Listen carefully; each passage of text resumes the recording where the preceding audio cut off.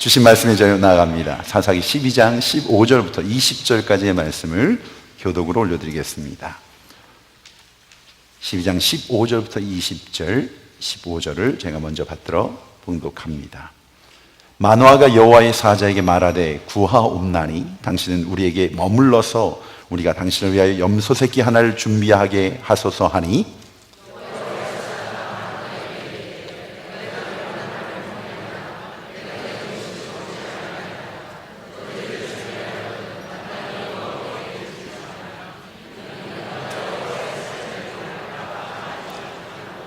마노아가 또 여호와의 사자에게 말하되 당신의 이름이 무엇이니까 당신의 말씀이 이루어질 때 우리가 당신을 존귀히 여기리이다 하니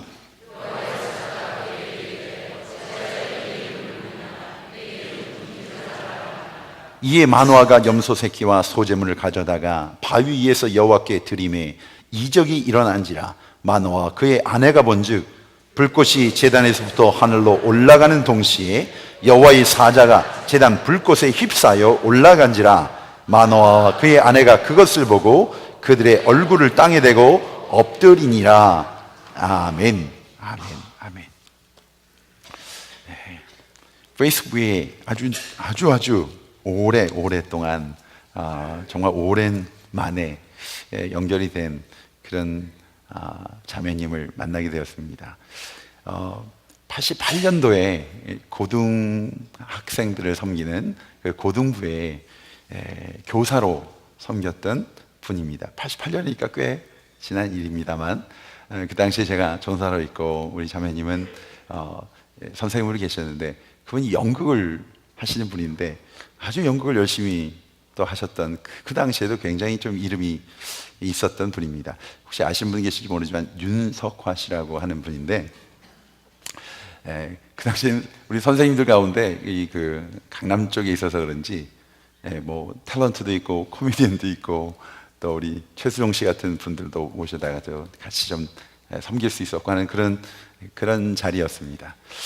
근데 제가 그분을 기억하는 것 중에 하나가 그 연극에 초대를 받고 왔는데 그때 나이에 그 할머니 역할을 하셨어요.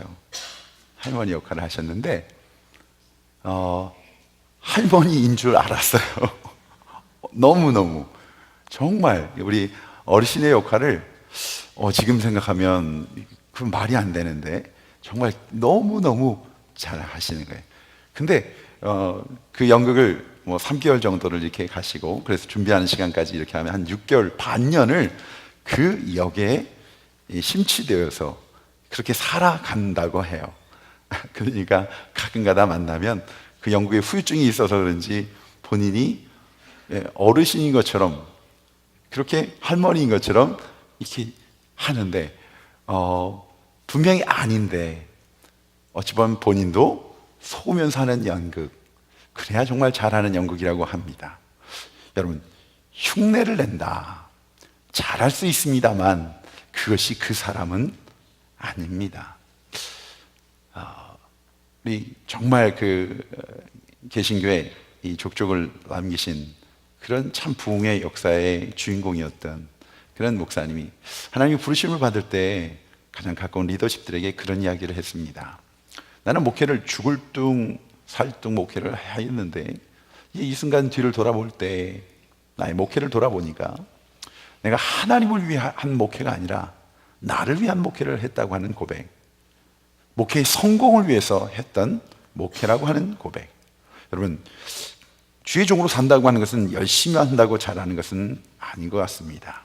주의 종, 흉내만 내었지 진짜 주의 종이 아닐 수 있다고 하는 진실이 두렵습니다. 어떤 사람이 어른이 되었다는 것은 나는 어른이다 라고 하는 말이 아니라 삶으로 알 수 있는 것입니다.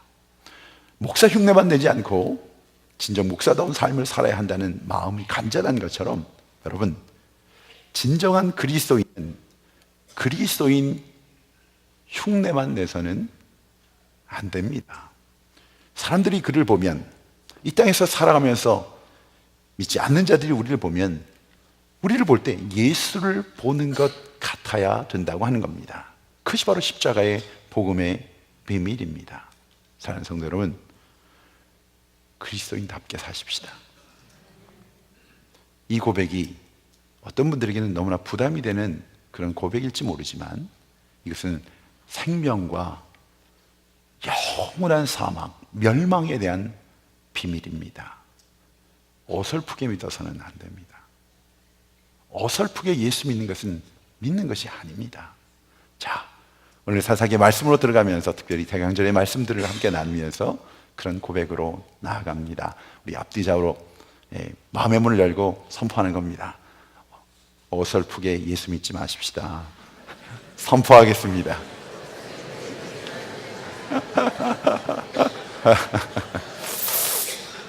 자, 이렇게 심각한 얘기를 이렇게 웃으면서 할 수 있다는 게 바로 잔스케이 가는 교회입니다. 자, 오늘 삼손의 이야기를 가지고, 삼손의 얘기는 4장에 걸쳐서 사사기가 되어 있습니다. 왕을 왕되게 하라, 우리의 삶의 왕이 누구신지, 우리의 삶을 다스리는 그 왕의 권세가 우리 안에 있는지를 구별하는 시간. 이 대강절과 이 삼손의 이야기들이 어떻게 맞을지는 잘 모르겠습니다만 말씀을 준비하면서 하나님이 준비하심이 있구나라는 고백을 하며 말씀을 준비했습니다. 삼손을 생각할 때 여러분 어떤 생각을 하십니까?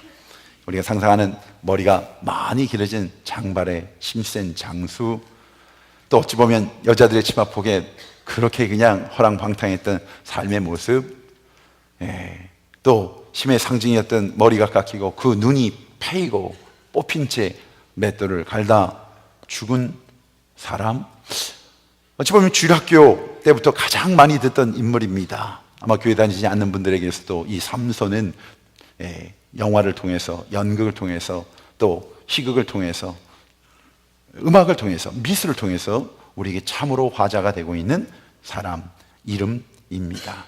그런데 그만큼 이렇게 알려진 인물임에도 불구하고 이 삼손이 주고 있는 사사기 속에서 이 말씀의 복음적인 의미가 무엇인지, 신학적인 의미가 무엇인지에 대해서는 우리들 스스로가 그렇게 깊이 들어가 보지 않았던 것 같습니다.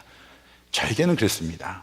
사사기 저자 삼손 한 사람의 이야기를 다루기 위해 넉 장을 할애하고 있습니다. 어떤 사사는 몇 줄 되지도 않습니다. 근데 이 삼손의 사사의 이야기를 이 4장에 걸쳐서 우리에게 하고 있는 이유가 무엇일까? 어떤 메시지를 우리에게 전하고 싶은 것일까?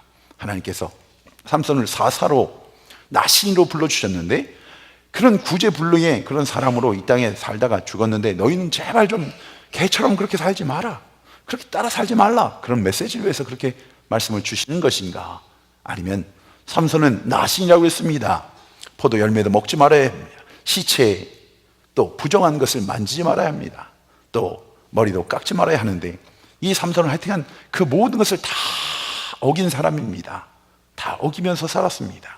그러면서 이리저리 망가진 삶을 살았는데 그 얘기를 하기 위해서 사사기 저자는 이 성경을 통해서 우리에게 이렇게 말씀하고 있는 것일까?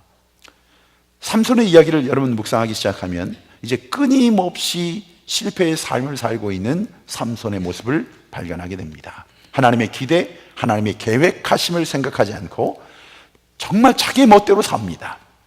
자기 생각하는 대로, 자기 바라는 대로 살아갑니다. 여러분, 이 이야기를 묵상하시면서 우리가 빼앗기게 되는 게 뭐냐면 바로 이 사건들입니다. 이 일들 속에서 작은 어떻게 해요? 사람의 이야기, 삼손에게 우리의 관심이 포커스가 되어져서는 안 됩니다. 우리가 사사기를 공부할 때, 사사기를 시작할 때 여러분과 제가 하나의 동의를 하고 시작을 했습니다. 그것은 이 사사기는 절대로 사람에 대한 이야기가 아닙니다. 사사를 보아야 되는 것이 아니라 그 사사를 통해서 역사하시는 누구를? 하나님을 발견하고 그 하나님의 마음, 하나님의 기준, 하나님의 가치를 발견하지 못한다면 사사기를 잘못 묵상하고 있는 겁니다 라고 말씀을 드렸습니다. 사사기 안에 인간의 실수, 실패에 집중하다 보면 그 배후에 역사하시는 하나님의 계획하심과 하나님이 어떤 분이신지를 놓치고 말게 된다고 하는 겁니다. 자, 반복되는 실수, 넘어짐, 실패, 좌절, 절망, 그런데 불구하고 하나님은 어떻게 해요? 계속 지속적으로 하나님의 자비하심, 인내하심, 베풀어 주심, 용서하심, 세워주심, 승리케 하심, 이것을 끊이지 않고 반복하십니다. 그것이 사사기였습니다. 이 사사기는 인간의 실패한 낙심을 얘기하는 것이 아니라 하나님의 사랑, 하나님의 용서, 하나님의 구속을 우리에게 말씀해 주고 있는 말씀입니다. 그러기에 사사기의 주인공이 누구다? 하나님이시라고 하는 겁니다. 역사의 주인공이 바로 하나님이심을 사사기를 통해 말씀하고 있는 것입니다. 삼손의 이야기, 힘센 영웅의 이야기로 받아들여서는 절대로 안 됩니다. 가장 큰 자가 넘어지고 쓰러지는 걸 보면서 여러분, 그 다음 그 큰 자가 일으킴을 받을 때 얼마나 큰 하나님의 은혜를 받고 하나님의 자비하심, 하나님의 축복하심, 하나님의 인내하심을 체험하며 그 자가 세워지는지를 볼 수 있어야 이 사사기는 우리에게 본래의 의미를 전달할 수 있게 됩니다. 끝까지 인내하고 계신 하나님, 끝까지, 그래서 그 마지막 순간까지 죽음으로 원수의 신전을 무너뜨리고 원수를 무찌르게 하시는 삼손의 마지막 그 승리의 모습이 바로 우리의 인생의 모습이라고 하는 그것을 우리에게 전해주고 싶은 겁니다. 자, 오늘 이 사사기는, 삼손의 이야기는 신약으로 지나가면 우리에게 믿음의 기준, 믿음의 영웅들을 소개하는 책이 있습니다. 히브리서, 믿음장이라고 하는 데가 있습니다. 히브리서 11장. 거기에 믿음의 선진들의 이름들이 올라와 있습니다. 바로 거기에 당당히 삼손의 이름이 들어가 있습니다. 사무엘과 다윗과 기드온과 어깨를 나란히 하며 우리에게 이렇게 말하고 있는 겁니다. 너는 위대하신 하나님의 은혜를 믿어라, 의지해라, 순종해라, 맡겨라.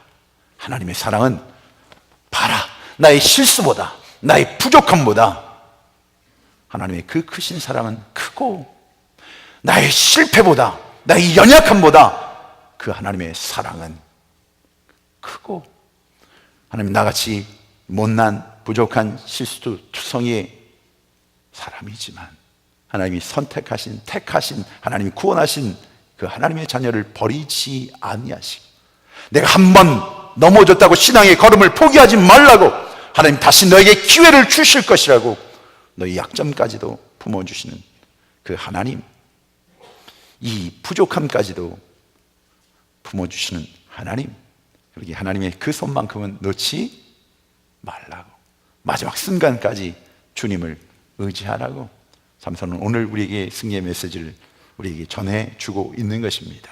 사랑하는 성도 여러분, 오늘 우리가 만나게 될 이스라엘 형편과 모습들을 볼 때 참으로 이럴 수가 없는 겁니다. 이렇게까지 변할 수 있을까? 이렇게까지 바닥을 칠 수 있을까? 이렇게까지 약해질 수 있을까? 오늘 본문이 시작하는 13장 1절 말씀은 사사가 등장할 때마다 나타나는 말씀입니다. 아주 익숙한 말씀입니다. 이스라엘 자손이 다시 여호와의 목전에 악을 행하였으므로. 여러분, 다시라는 의미가 뭐지요? 계속, 또 반복해서라고 하는 겁니다. 여러분, 왜 그런 거지요? 도대체 그 큰 은혜를 체험하고도 또 다시 그 하나님의 놀라운 구름 기둥과 불 기둥을 날마다 체험하면서도 또 다시 여기는 우리의 자신의 실존을 보여주고 있는 겁니다. 인간은 스스로의 힘으로는 하나님의 뜻대로 살 수 없는 자들입니다. 하나님께 순종하며 그 길을 지켜나갈 능력이 우리 안에 없음을 얘기하는 겁니다. 다시 악을 행하는 것이 바로 우리의 모습이라고 하는 겁니다. 자, 악을 행했다고 말하고 있는 1절 말씀 속에 한글의 번역 속에 빠져있는 정관사가 있습니다. 우리의 원문에는 더라고 하는 정관사가 들어가 있습니다. 자, 정관사가 붙을 때에는 이전에 그랬던, 행했던, 바로 그것을 얘기합니다. 이전에 그런 죄입니다. 이전에 행했던 죄입니다. 무슨 죄입니까? 이스라엘 백성들이 반복한 하나님의 약속의 땅에, 하나님의 그 약속의 성취를 통해 이 땅을 정복하게 된 하나님의 자녀들이 하나님을 바라보지 아니하고, 하나님을 예배하지 아니하고, 하나님께 온전히 순종하지 아니하고 하나님을 잊어버린, 그리고 우상인 바알을 섬긴, 아세라를 섬긴 바로 그 악을 말하고 있는 겁니다. 악을 행하면 반드시 따라오는 다음 단계가 사사기를 통해서 사이클을 보았습니다. 그 다음 단계는 무엇이었습니까? 하나님이 징계하셨습니다. 그 고통을 이방인의 손에 붙이셔서 그 고통이 왔습니다. 자, 그 다음 단계, 여호와께서 40년 동안 블레셋의 손에 이스라엘을 넘겼다고 이야기하고 있습니다. 자, 여기 이 40년이라고 하는 이 시간이 어떤 시간이냐면 바로 이스라엘 백성들이 안식을 누리지 못하고 이방인의 압제와 핍박, 고통 속에서 고통당하던 기간을 이야기합니다. 그런데 사사기 중에 가장 오랜 시간 고통을 당한 숫자입니다. 40년. 자, 입다 때의 고통의 기간이 바로 18년이었습니다. 사서로 일한 시간이 6년이었습니다. 그 고통 속에서 계속된 시간들이 끝나지 않고 그 이열수가 40년, 바로 이 사사, 바로 삼손을 세우기까지 이스라엘 백성들은 평안과 안식이 없는 삶을 살았다고 하는 겁니다. 자, 사사기의 사이클을 여러분에게 한번 여쭤볼 테니까 한번 답을 해보시면 좋겠습니다. 이 불을 한번 꺼줘 보실래요? 네. 괜찮으십니까? 어둡습니까? 네. 제가 그냥 이대로 한번 하겠습니다. 제가 얼굴을 좀 더 편하게 보기 위해서. 첫 번째 사이클이 뭐였죠? 죄악입니다. 하나님을 떠난 죄의 모습입니다. 그 다음에 두 번째가 어떤 사이클입니까? 하나님의 진노하심과 심판을 통해서 고통당한 것이었습니다. 그 다음에 세 번째가 무엇입니까? 그 죄에 대한 부르짖음, 회개가 세 번째 단계입니다. 그런데 여러분, 이 사사기 13장부터 여러분 이 말씀을 계속 묵상해 보면 바로 이 사사기에 반복되어졌던 이 사이클이 깨지고 맙니다. 세 번째 단계에 있는 이 부르짖음이라고 하는 이 부르짖음이 빠져버립니다. 삼손 시대에는 백성이 부르짖었다라고 하는 그 고백을 어디에서도 찾아볼 수가 없습니다. 어떤 의미냐면 이제는 백성이 어떤 고통이 찾아와도 하나님을 찾지 않을 만큼 이스라엘의 영적인 상태가 심각해졌다는 것입니다. 범죄, 고통, 그 다음에 이스라엘의 부르짖음이 반드시 나타나야 될, 아니 그 부르짖음 속에 그 하나님의 도우심을 구해야 될 이 백성들이 이제는 아예 하나님에 대한 기대, 하나님의 함께하심, 하나님의 존재, 하나님의 능력에 대해서는 생각지도 않는다고 하는 겁니다. 이런 겁니다. 전쟁이 일어났을 때 여러분 우리가 예배하는데 폭탄이 터져집니다. 여기 폭탄이 터졌을 때 어떤 일이 벌어질까요? 여러분 지금 중동에 일어난 일들을 상상해 보시면 압니다. 그것으로 인해 어떤 사람 다리가 잘려나고 손이 잘려나갑니다. 피를 범벅이 되어집니다. 어떤 사람 얼굴에서 눈이 보이지 않는다고 합니다. 입이 그 파편으로 인해 온몸이 찢겨져 나가는 바로 그러한 모습을 상상해 보십시오. 그런데 어느 사람 머리 끝부터 발끝까지 성한 곳이 하나 없이 아예 피 범벅이 되어서 부르짖지도 못하고 겨우 코끝에서 겨우 숨만 붙어있는 그 모습, 헐떡이는 그 모습, 그것이 바로 이스라엘의 모습이라고, 이스라엘 영적인 모습이라고 성경이 말하고 있는 겁니다. 맥박이 멈춰져 가고 있고 체온이 떨어지고 있습니다. 호흡이 가빠지고 이제는 호흡을 쉬는 것조차도 힘들어져 가는 모습, 이 상태에서 어떻게 부르짖을 수 있겠습니까? 여러분, 한 가지를 기억하시면 좋겠습니다. 언제나 기도할 수 있다고 하는 것은, 우리가 기도할 수 있다고 하는 것은 축복입니다. 그 어떤 상황, 형편이 있다 할지라도 우리가 이 자리에 나올 수 있다는 것은, 이 자리에 주님의 이름을 부를 수 있다는 것은, 주의 말씀 속에 우리의 삶을 비춰볼 수 있다고 하는 것은 복이라는 겁니다. 아무리 태산 같은 그런 어려움과 장애물들이 우리를 우러싼다 하여도, 애워싼다 하여도 이 하늘문, 우리의 기도할 수 있는 이 하늘문이 열려 있다는 것을 기억하는 자는 반드시 승리할 수 있습니다. 왜? 약속하신 대로 환난 날에 나를 부르라. 내가 나를 건질 것이야. 내가 나를 영광롭게 할 것이야. 내 입을 크게 열어 내가 채워주리라. 구하라, 찾으라. 사랑하는 성도 여러분, 근데 이 하늘마저 막혀버린 인생, 이것이 바로 저주받는 인생이 아니고 무엇이겠습니까? 바로 이런 절망적인 상황, 바로 그때에 우리가 아직 죄인이었을 때 그분이 오셨지만, 하나님의 아들이 하나님이 이 땅에 오셨지만 그분을 알지 못했습니다. 그분을 십자가에 못 박으로 했습니다. 바로 그런 절망적인 그때에 하나님의 주권적인 역사가 나타났습니다. 인간 여러분, 이 구원 앞에 완전한 부패, 전적인 타락, 하나님의 자존심을 상실했던 그것이 우리였습니다. 바로 그것이 이스라엘 백성이었습니다. 하나님, 구원이 어디 있습니까? 하나님, 날 좀 구원해 주십시오. 그렇게 부르짖을 수도 없었던 바로 우리에게 하나님은 일방적으로 찾아오셨습니다. 일방적으로 오신 거예요. 우리의 행함도 아닙니다. 우리의 사모함도 아닙니다. 우리의 기도도 아닙니다. 왜? 기도할 수 없을 정도로, 그 하나님 바라볼 수 없을 정도로 숨 쉬는 것도 너무나도 힘든 바로 그때 주님의 일방적인 찾아오심이 있었습니다. 하나님이 전적으로 하신 하나님의 일, 하나님의 역사, 바로 그것이 이 구속, 구원, 영생, 바로 구약에 나타난 이 이스라엘 이야기가 바로 나의 이야기가 아니고 무엇입니까? 바로 그 삼손의 이야기가 바로 나의 이야기로 고백되어지며 이 말씀의 자리에 나아가게 될 때 하나님 주신 이 은혜를 체험하게 될 줄 믿습니다. 바로 이런 시대에, 이런 절망적인 상황에서 하나님의 강력한 역사가 나타나게 됩니다. 하나님의 무조건적인 은총을 보여주시기 위해서 등장한 사사가 바로 삼손입니다. 이스라엘 백성들 중에 이 사사기를 통해서 했던 반복이 있었습니다. 하나님이 사사를 세우시면 이스라엘 백성들이 모였습니다. 하나님의 말씀을 선포하면 이스라엘 민족들이 모였습니다. 그런데 이제 그럴 수 없습니다. 블레셋을 대적하여 싸우기 위해 군대를 모을 수 있는 상황이 아니었습니다. 여러분, 오히려 반대로 이 유다 지파는 바로 이 사사를 적에게 넘겨주기까지 했습니다.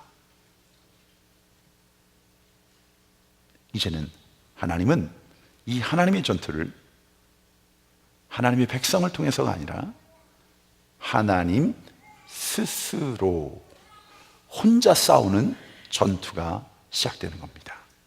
삼손은 한 번도 군대를 이끌고 싸우지 않습니다.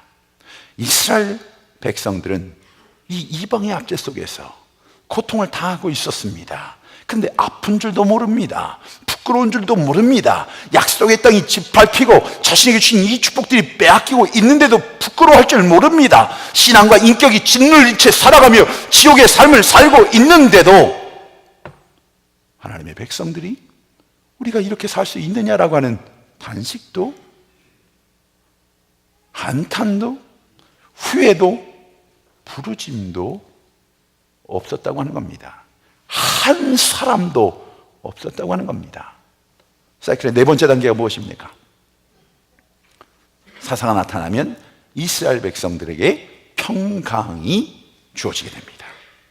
이 땅이 평온함으로 그 사사를 통해서 18년 동안 하나님의 평안이 임하였더라. 이것이 사사기의 사이클이었습니다. 그런데 입다 때에서부터 삼손의 이 이야기 속에서 샬롬의 기록이 나타나지 않습니다. 삼손이 20년 동안 사사로 있었다라고만 기록하고 거기에 그 안식과 평강을 이야기하지 않습니다.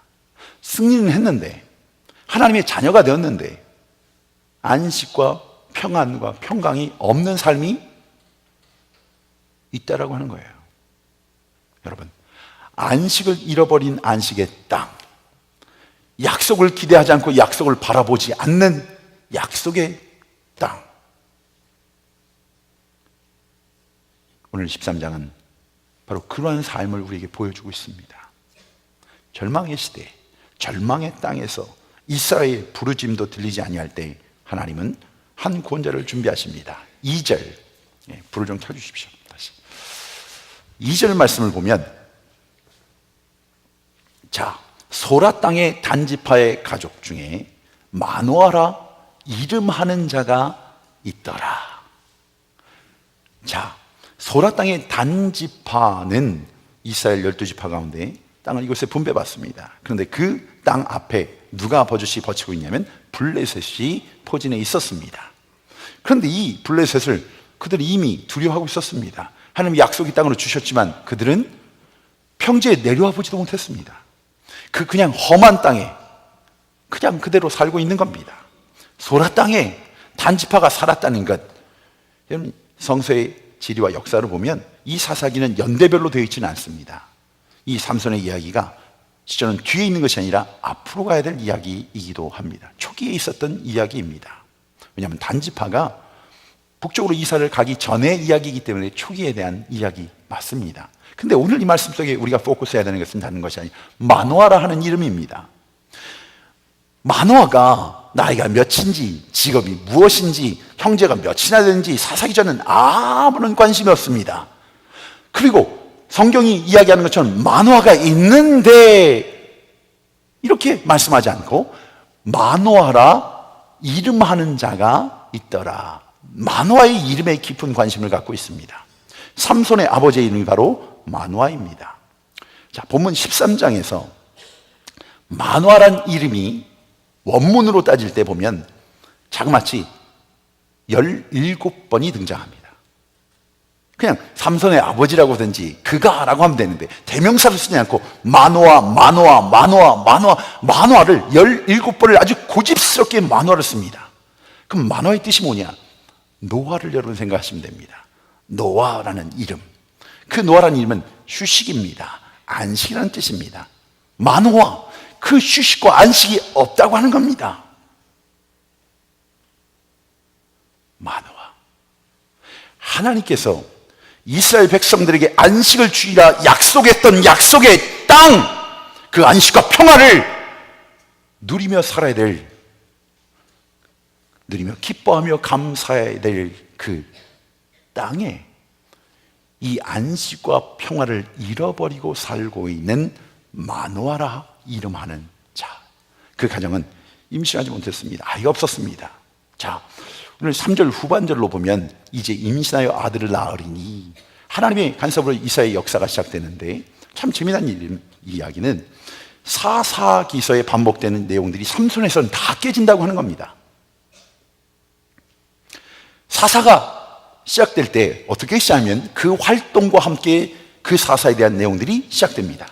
그런데 삼손은 어떻게 돼요?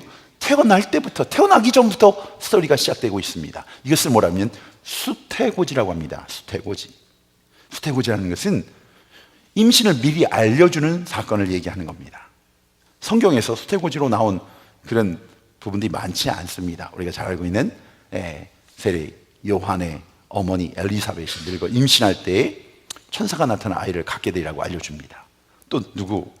예수님의 육신의 어머니 마리아에게 동정녀로 있을 때 성령으로 잉태될 것을 알려줍니다. 그리고 오늘 본문에 있는 마노아의 아내, 자, 이름이 알려져 있지 않는 이 무명의 여인에게 여호와의 사자가 이제 임신하여서 아들을 갖게 되리라 알려주는 겁니다. 여러분, 이 스테고지의 그 의미들은 반복된 속에서 이런 의미를 갖고 있습니다. 하나님의 백성이 영적으로 최악으로 있는 상태, 그 하나님을 부를 수 없는 상태, 그 하나님을 바라볼 수 없는 그때에 어떻게 해요?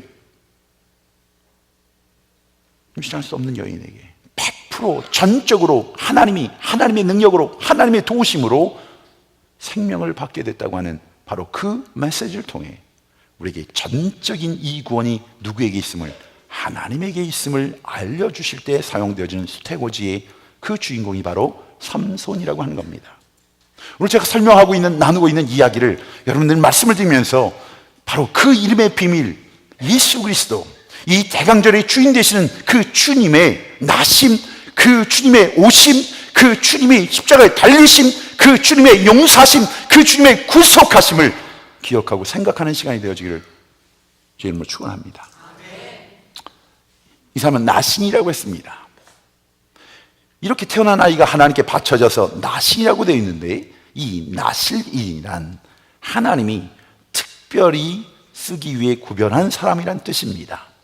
성경적으로 이 나실에게는 몇 가지 지켜야 될 규정이 성경에 나와 있습니다. 그 첫 번째가 포도주나 독주, 심지어는 포도 열매나 말린 건포도도 먹어서는 안 되었습니다. 뭐 하여튼 이런 얘기하면 뭐 취하지 말라는 얘기가 어디 있냐, 뭐 하여튼 이런 얘기 하시는데, 하여튼 술 때문에 걱정하시는 분들은 하여튼 저에게 오십시오. 술에 말씀 때문에 드시는 거라면 제가 입에도 못 대게 하여튼 성경을 말씀을 풀어드리도록 하겠습니다. 자, 에베소 5장 18절에 보면 술 취하지 말라, 성령의 충만을 받으라고 하는 말씀이 있습니다. 자, 술과 성령은 모두 충만과 관계가 있습니다. 충만이라고 하는 것은 통치한다는 뜻입니다. 장악한다는 겁니다. 나는 술에게 장악되지 않고 성령에 의해 통치되어 살라는 뜻이 바로 에베소 5장 18절입니다. 물질에 의해서 내 마음과 생각이 통치되지 말고 성령 하나님의 뜻에 통치되는 물질의 삶을 살라고 하는 겁니다. 나신이는 온전히 바로 하나님께 붙들려서 하나님의 다스림을 받고 태어난 존재이기 때문에 나의 마음을 빼앗을 수 있는, 빼앗길 수 있는 그 모든 것에서 가까이 가지 말라는 뜻으로 술을 가까이 하지 않도록 되어 있습니다. 두 번째는, 나실이는 죽은 시체나 부정한 것을 가까이 할 수 없었습니다. 심지어는 아버지의 장례도 그 장례를 치를 수가 없었습니다. 왜? 나신은 오직 하나님의 백성을 살리는 일을 위해서만 쓰임받도록 100% 구별된 존재라는 것입니다. 그 세 번째가, 나신이는 머리를 깎지 못하도록 되어 있습니다. 자, 머리가 어떻게 해요? 나를 덮고 있는 겁니다. 나를 이 머리가 덮고 있는 것처럼 내 생각, 내 삶을 온전히 덮고 계신 분이 바로 나의 주인 되신 하나님, 여호와 하나님, 그 하나님이 나의 주인 되심을 드러내며 사는 삶의 상징입니다. 나는 성령의 통치하심 속에 있습니다. 나는 하나님께 붙잡혀 살아가는 존재입니다. 하나님 외에 그 누구도 그 무엇도 나의 주인이 될 수 없습니다. 바로 이것이 바로 나실인입니다.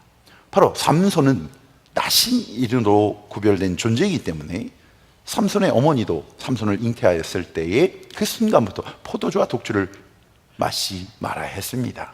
그 어떤 부정한 것도 만지지 말아야 했습니다. 자, 오늘 보면 포함되어 있는 5절 말씀에 보면 하나님께 바쳐진 나실인이 됨이라 라는 그 말씀, 그 다음에 그가 블레셋 사람의 손에서 이스라엘을 구원하기 시작하니라 하시니, 여러분 이 말씀에 보면 이 놀라운 역사를 이야기할 때에 그 놀라운 역사로 인하여 블레셋 사람의 손에서 이스라엘을 구원하시니라 라고 끝나지 않고 시작하니라.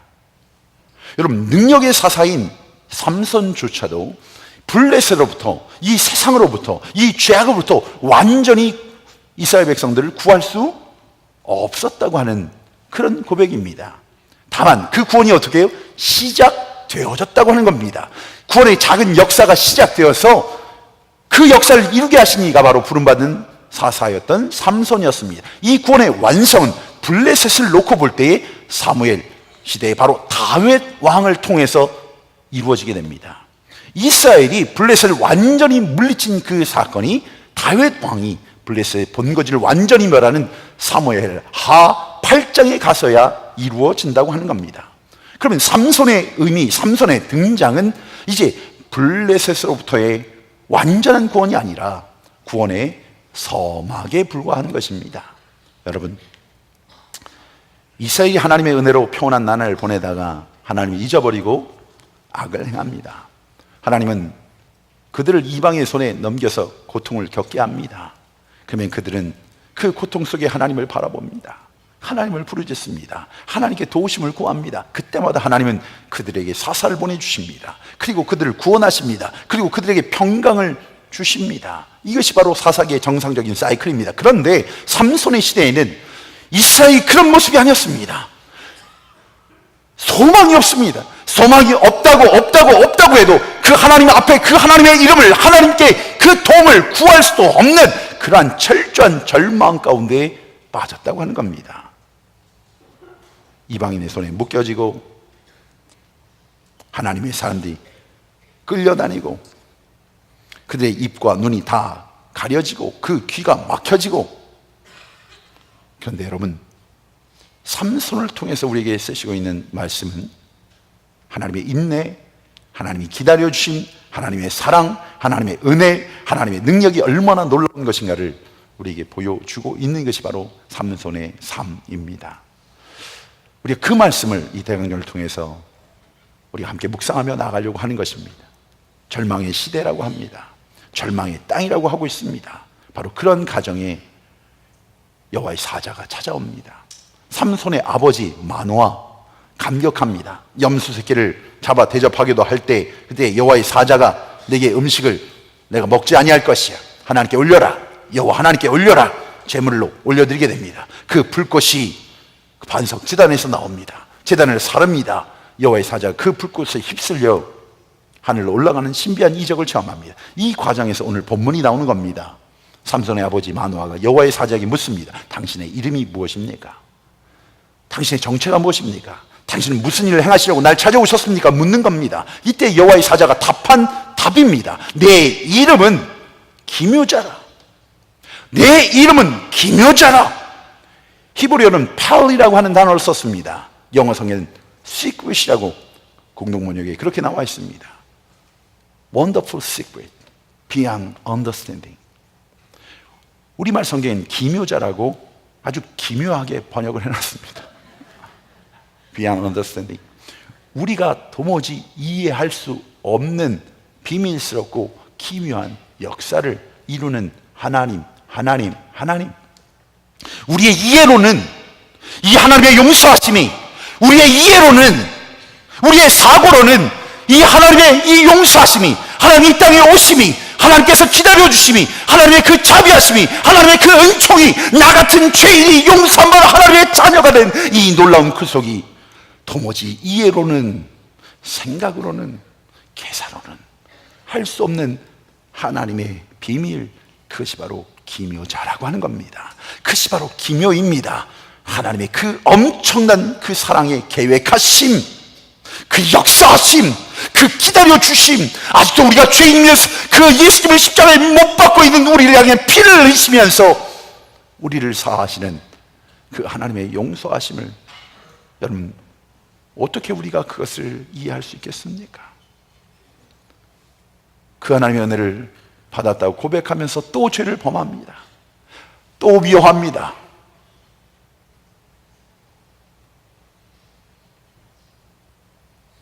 또 원망합니다.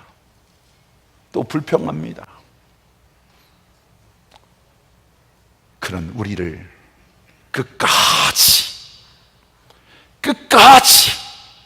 죄의 승리자는 바로 하나님이 되시기에 그 성령 하나님이, 그 하나님의 약속하심이 내가 너와 함께 영원히 함께 할 것이야. 넘어지고 쓰러진다 하여도 죄악 가운데 쓰러져서 그 냄새나는 삶의 모습 가운데 있다 할지라도 내가 네 손을 붙잡은 네 손을 놓치지 않을 것이야. 내가 붙잡을 것이야. 너를 찾아갈 것이야. 바로 그것이 기묘자 하나님의 이름입니다. 여러분, 오늘 이 말씀을 통해 우리에게 스스로에게 질문해 보십시오. 왜 하나님이 나 같은 죄인 살려주시고 당신의 자녀 삼아주셨는지, 갚지 못했고 또 갚지 않을 줄 알면서 왜 그토록 무조건 복 주시고 용서하시는지, 은총을 주시는지, 왜 실수 많은 실수로 범죄로 얼룩진 나를 버리시지 않는지, 심판하시지 않는지, 왜 이런 나를 하나님 이 자리에 세우시고 내게 능력을 주시는지, 바로 그분의 역사가 바로 비밀입니다. 기묘입니다. 삼손을 버리시지 않는 하나님께서 오늘 우리에게 말씀하시는 거예요. 내가 너를 버리지 아니할 것이야. 하나님이 버리지 않는다고 약속한 영혼을 바라보면서 우리도 또한 그렇게 고백하는 겁니다. 하나님이 용서하기를 원하는 그 영혼을 바라보면서 우리도 그 용서를, 그 사랑을 고백하는 것이 바로 대강절입니다. 성령이 가르치는 놀라운 비밀이 있습니다. 바로 그것이 바로 우리 안에 계시는 그리스도이십니다. 골로새서 1장 27절에 보면 하나님이 그들로 하여금 이 비밀의 영광이 이방인 가운데 얼마나 풍성한지를 알게 하려 하십니다. 이 비밀은, 이 기묘는 너희 안에 계신 그리스도시니 곧 영광의 소망이시라. 여러분, 내 안에 계신 예수를 알지 못한다고 한다면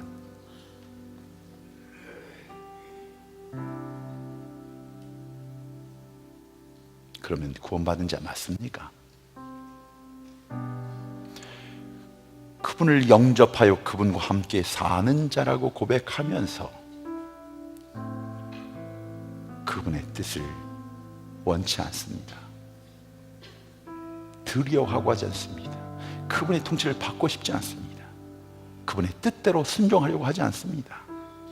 아직도 내 마음대로 내 뜻대로 한다면 정말 구원받은 하나님 주인 되신, 하나님 우리를 다스리시는 왕 되신 그런 구원받은 백성 맞습니까? 하나님 나라의 눈이 열린 사람은 이 땅을 바라보는 기준이 다릅니다.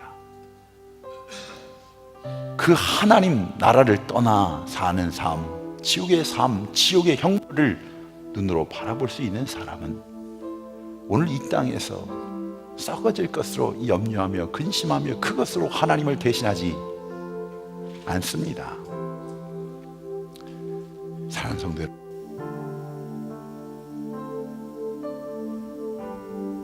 그 목숨을 드리는 그 자리에 주저하지 않고 나아갔는지 아십니까? 다니엘 포로 잡혀서 바벨론 왕궁에서 제공하는 고기를 먹지 않았던 이유가 다른 신에게 기도하면, 그 하나님을 바라보며 기도하면, 그래요, 조금만 타협할 수 있다면 사자구에 빠지지 않을 수 있다는 걸 알면서도, 자신을 바라보고 있다는 걸 알면서도 늘 하던 대로 예루살렘을 향해 창문을 활짝 열고 기도했던 그 다니엘이 너무 지나치게 신앙생활을 하는 것 같습니까? 왜 하나님의 사람들은 이렇게 고지식할 정도로, 경건하다 못해 지나칠 정도로 철저히 하나님의 말씀대로 살려고 했는지 아시겠습니까? 그들은 보았습니다. 마지막 그 심판날의 형벌이 무엇인지를 보면서 살았던 겁니다. 하나님을 부인하고 살았던, 하나님 말씀 앞에 순종하지 않았던 바로 자신의 백성들이 바로 이방인의 손에 의해서 눈이 뽑혀지고 그 왕이 목배임을 당하고 형제와 자매의 노예로 사는 그 지긋지긋한 지옥을 보았습니다. 하나님의 성전이 불타는 것을, 그 하나님이 행하시는 심판을 직접 경험한 자들이 어찌 하나님의 주관하신 그 주관하심 앞에 영원한 하나님 나라를 바라보며 이 땅과 타협하며 살 수 있겠습니까? 대강절, 성탄절, 우리 안에 계신 주님을 내가 알지 못하는 자에게는 아무리 성탄에 고백을 하고 성탄을 장식하고 성탄을 찬양한다 하여도 그에게 온전한 대강절은 아니올시다. 그에게는 성탄의 축복, 과는 관계없는 삶이라고 하는 겁니다. 내 마음에 그 골고다에 달리신 십자가 내 마음에 있지 않으면, 그분이 내 안에 있지 아니하면, 그분과 함께 살지 않으면, 그분의 말씀 앞에 순종하는 삶이 아니라면 그것은 하나님과 관계없고 하나님의 나라와 관계없는 겁니다. 사상인 우리에게 묻고 있는 겁니다. 너의 삶의 주인 도대체 누구냐? 하나님이냐? 내 왜 염려하느냐? 왜 원망하느냐? 왜 불평하며 미워하며 저주하며 그 자리에 있는 것이 맞는 것이냐? 믿는 자의 삶이 맞는 것이냐? 왜 아직도 거기에 머무르고 있느냐? 왜 그 입술에 썩어진 냄새난 그 입술을 내게 맡기지 않는 것이냐? 너의 삶의 왕이 누구이더냐? 사랑하는 성도 여러분, 주님이 내 안에 계셔야 성탄입니다. 주님이 내 안에 계셔야 대강절입니다. 이 열정 갈망이 우리에는 있지 않으면 예수 믿는 척 하다 가는 겁니다. 그래서 이 성탄, 이 대강절, 이 하나님의 사역, 하나님을 섬긴 하나님의 예배, 그렇게 대강 그 은혜를 누리지 못하며 한 주 한 주를 하루하루를 살고 있는 겁니다. 예수님께서 내 안에 있습니다, 믿습니다 고백은 하는데, 여러분 이 고백이 얼마나 험한 고백인지, 공허한 고백인지를 우리들 스스로가 느끼고 있지는 않습니까? 오늘 일베베 때 그런 말씀을 질문했습니다. 집에 부모님 계십니까? 아버님 계십니까? 라고 할 때, 예, 아버님 계십니다. 아니요, 아버님 한국 가셨습니다. 여러분 그렇게 말하는 것 아닙니까? 집에 부모님이 계실 줄은 믿습니다. 그러면 부모님이 계시는 겁니까? 안 계시는 겁니까?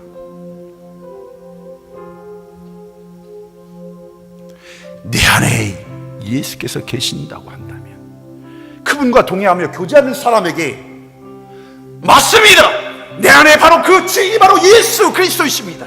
그분이 나의 왕이십니다. 왜 이 고백하는 것이 두렵습니까? 왜 주저하십니까?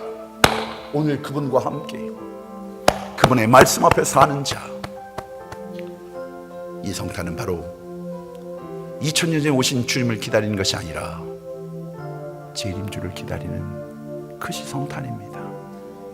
그 재림주는 심판의 주로 오십니다. 그러나 믿는 자에게는 심판의 자리가 아닌 은혜의 보좌입니다. 그 은혜의 보좌에 나아가며 은혜의 보좌를 기다리는 자에게는 오늘 이 대강절은 기쁨이요 감사가 되는 것입니다. 삶의 형편과 상황들과 문제들로 마음 빼앗기지 마십시오. 그 사람으로 마음 빼앗기지 마십시오. 우리의 연약한 질고로, 육체로, 건강으로 마음 빼앗기지 마십시오. 다 썩어질 것은 이곳에 남겨두고 가는 것입니다. 하나님 앞에 섰을 때 가져가지 못하는 것, 그 하나님의 앞에 섰을 때 품어서는 안 되는 마음들, 바로 이 시간, 이 자리 주님 앞에 내어놓고 맡겨버리고 그 아버지의 눈물, 그 아버지의 눈으로 오늘 믿음으로 고백하는 대강절에 시작되어지기를 주의 이름으로 축원합니다. 기도하십시다. 그 아버지의 마음, 그 마음이 나의 마음 되기를 원합니다. 그 아버지의 눈물, 나도 그 눈물 되어지기를, 그 눈물 흘리기를 원합니다. 하나님, 오늘 이 시간 그 아버지의 뜻이 하늘에서 이루어진 것 같이 오늘 우리의 삶 속에 이루어지는 그 놀라운 축복, 내 안에 계신 예수 그리스도로 말미암아 그리스도인답게 사는 하나님의 자녀의 축복이 우리 모두에게 있게 하여 주시옵소서. 예수님 이름 받들어 축복하며 기도드렸나이다. 우리 헌신의 찬양 부르시면서 축도의 자리로 나아가십시다. 가사를 생각하며 우리 찬양하십시다. 아버지 당신의 마음이 있는 곳에 나의 마음이 있기를 원해요. 아버지 당신의 눈물이 고인 곳에 나의 눈물이 고이길 원해요. 아버지 당신이 바라보는 영혼에게 나의 두 눈이 향하길 원해요. 아버지 당신이 울고 있는 어두운 땅에 나의 두 발이 향하길 원해요. 나의 마음이 아버지의 마음 알아. 내 모든 뜻 아버지의 뜻이 수 있기를 나의 온몸이 아버지의 마음 알아. 내 모든 삶 당신의 삶 되기를. 시간 우리 찬양을 하면서 우리 헌신의 찬양이 되어지기를 원하고 구별의 찬양이 되어지기를 원합니다. 이 고백과 같이 주님이 바라보시는 것을 우리도 바라보고 주님이 왜 그 눈물을 흘리시는가 함께 우리도 눈물을 흘릴 수 있는 그 마음, 그 헌신을 작정하신 분들 우리 함께 그 자리에 일어나셔서 우리 다시 한번 이 찬양 부르시면서 기도의 자리로 나아가겠습니다.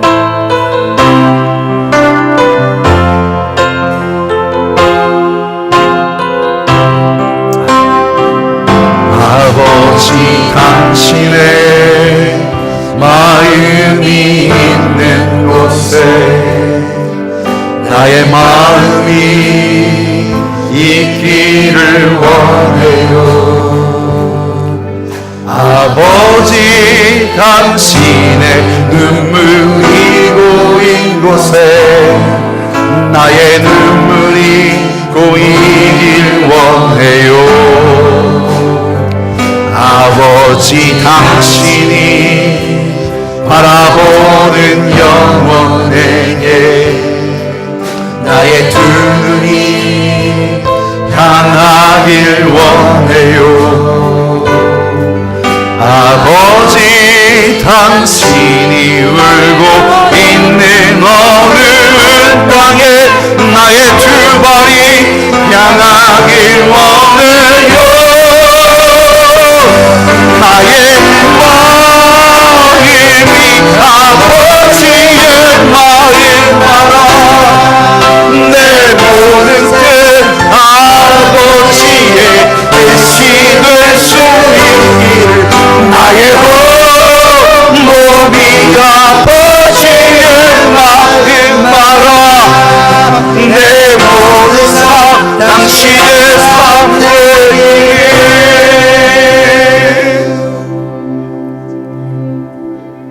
모든 것이 하나님의 것임을 믿습니다. 그 믿음의 고백이 변질되고 타협되어서 어느 순간에 나의 삶은 나의 것이라고, 이 물질이 나의 것이라고, 나의 이 건강이 나의 것이라고, 나의 시간이 나의 것이라고, 내 마음대로 내 뜻대로 재단하며 사는 어리석은 자가 되지 않게 하여 주시옵소서. 너의 삶의 주인 누구더냐? 내가 너와 함께 있는 것을 너는 믿고 있느냐? 누리고 있느냐? 근데 왜 나에게 기도하지 않느냐? 왜 나를 바라보지 않느냐? 왜 나에게 묻지 않느냐? 왜 말씀에 순종하지 않느냐? 물으실 때에 회개하는 자가 되게 하여 주옵소서. 부르짖는 자가 되게 하여 주옵소서. 하나님, 나는 죄인으로서이다. 나를 용서하여 주시옵소서. 그 구속의 은혜를 체험하는 자, 이제 바로 그 이름 예수, 나를 죄에서 구원하신 그 이름의 비밀이 바로 그 기묘자요 모사요 그 능력요 은혜임을, 그 은혜를 고백하는 자들이 바로 하나님의 자녀임을 믿음으로 체험하는 주의 자녀들, 주께서 허락하신 믿음의 제단이 되게 하여 주시옵소서. 이제는 우리 주 예수 그리스도의 은혜와 하나님 아버지의 극진하신 사랑하심과 성령의 감화, 감동, 역사 충만케 하신 은총이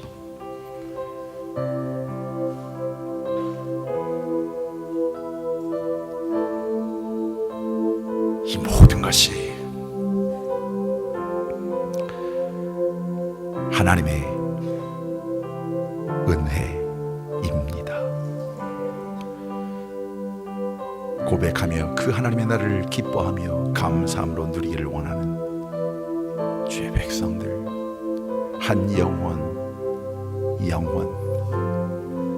영혼들 머리 위에, 그리고 피값으로 사신 이 제단, 지금 이 순간에도 이 복음, 이 놀라운 비밀을 증거하기 위하여 사선을 넘나드는 주의 복음의 군사들 머리 위에 이제로부터 영원토록 함께 계실지어다. 아멘. 아멘.